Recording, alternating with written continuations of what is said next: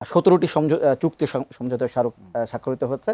2টি চুক্তি, 13টি সমঝোতা স্মারক, একটি প্রোটোকল, একটি যৌথ পরিকল্পনা। আমি যদি বিস্তারিত না গিয়ে আপনার কাছে যদি জানতে চাই আসলে অর্জনটা কি হলো চীন সফরে? অর্জনটা হচ্ছে প্রথম যে আমাদের বিশেষত ভারতীয় প্রতিবেশীদেরকে একটা সিগন্যাল দেওয়া যে বাংলাদেশে এখন পররাষ্ট্রনীতি প্রকৃত অর্থে এখন হচ্ছে স্বকীয়। এটা হচ্ছে প্রথম, কারণ সিগন্যালিংটা ইজ ইম্পর্ট্যান্ট। 2, অ্যাম্বাসেডর কামরুলজি যথার্থই বলেছেন যে বিএনপি নির্বাচিত হওয়ার পর, ক্ষমতায় আসার পর, যে এটা যে নতুন বিএনপি এটাও সত্যি কথা। কারণ এখন তো বিএনপির নেতৃত্ব দিচ্ছেন হচ্ছে জনাব তারেক রহমান, আগে ছিলেন হচ্ছে বেগম খালেদা জিয়া। কিন্তু একটি লুকিস পলিসি 2001 থেকে 2006 সালে, এটা কিন্তু বিএনপি একটা সেন্ট্রাল প্ল্যাঙ্ক ছিল। তারপর তো তাইওয়ানের নিয়ে একটা ব্লান্ডার হওয়াতে ওই পলিসিটা কমে গেছে। চীনের সাথে যে রি-এনগেজমেন্ট সেটাও অফিসিয়ালি শুরু হলো।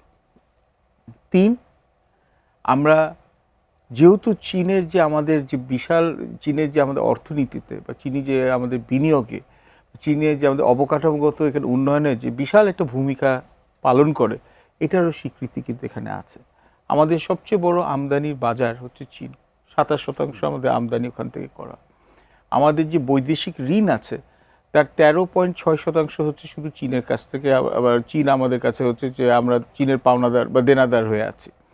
এবং 3 হচ্ছে সাম্প্রতিককালে চীনের বিনিয়োগ কিন্তু বাংলাদেশে বেড়েছে।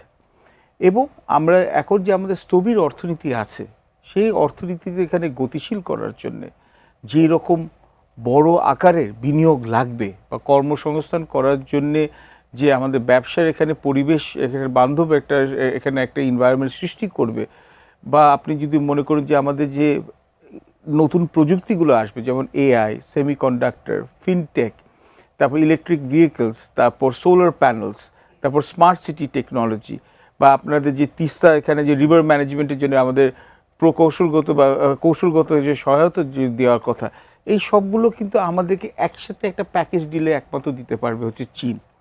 কিন্তু তার সাথে সাথে হচ্ছে যে আমাদের টেকসই যে উন্নয়ন যেটা আছে, যে গ্লোবাল ডেভেলপমেন্ট, আমাদের যে এখানে সাস্টেনেবল ডেভেলপমেন্ট গোলস, এটার জন্য কিন্তু চীনের কিন্তু আমরা গ্লোবাল ডেভেলপমেন্ট ইনিশিয়েটিভে বহু বছর পর আমরা কিন্তু ওটার একটা অংশীদার হয়ে গেলাম। তো বিআরআই এর কিন্তু একটা সফট কম্পোনেন্ট ছিল গ্লোবাল ডেভেলপমেন্ট ইনিশিয়েটিভ। তো এটার মধ্যে আমরা হয়ে যাওয়াতে আমরা দেখালাম যে চীনের যেখানে অল্টারনেট একটা অর্ডারের সাথে আমরা কিন্তু একটা অনেক অংশে, যদি আমরা পুরোপুরি চীনের সাথে না গেলেও চীন যে আমাদের অনেকগুলো অপরচুনিটি আমাদেরকে অফার করে, এটা কিন্তু বাংলাদেশ তার জাতীয় স্বার্থে এখানে চীনের সাথে এখন কিন্তু ইনভলভড হচ্ছে।